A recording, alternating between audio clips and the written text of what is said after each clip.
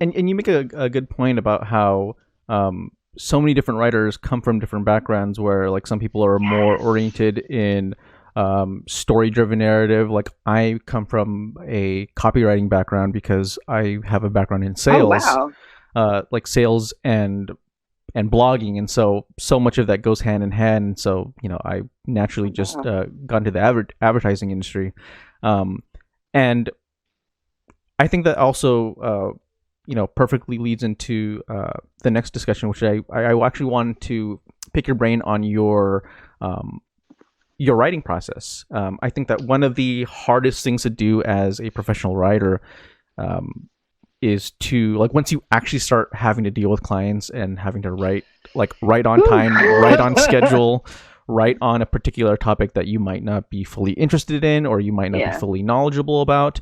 For you, have you liked all of your writing jobs, and are there No. certain are there No. certain topics, are there certain topics that you feel like, okay, Oh God, no. I really love writing about this and I hated writing about that?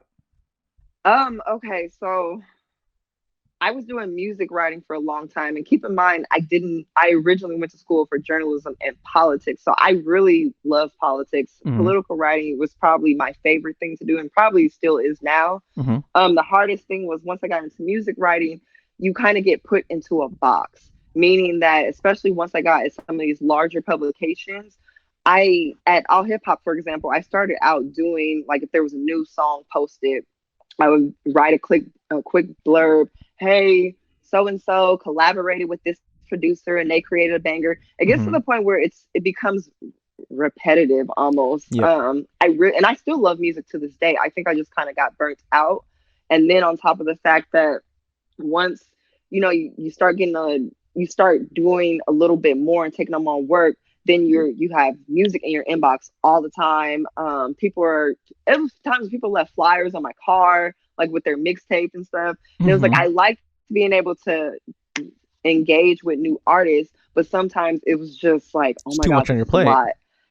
It was a lot. So after a while, I just wanted to do other things. So I ended up at Hip Hop, and I started doing their news writing. So in the Okay. evenings, after I was still working by day, I would get home and sit down and write like their little evening news posts. I was responsible for doing like 5 to 6 a day. And from that, I just built up a few more news samples so that I was able to apply to Atlanta Black Star. I was a political writer there.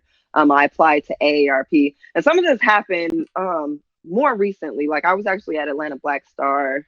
I started there, what is it, 2019? Started there like 2016, I think. So I've since left. So that's a little bit more recent. But being able to branch out and do other things opened up more doors, because you do get kind of pigeonholed sometimes, especially it turns into, oh, the music writer. Well, I didn't go to school to be a music writer. I liked being a music writer, but Mm-hmm. I never considered myself a music writer. Music was just one of the other things I wrote about.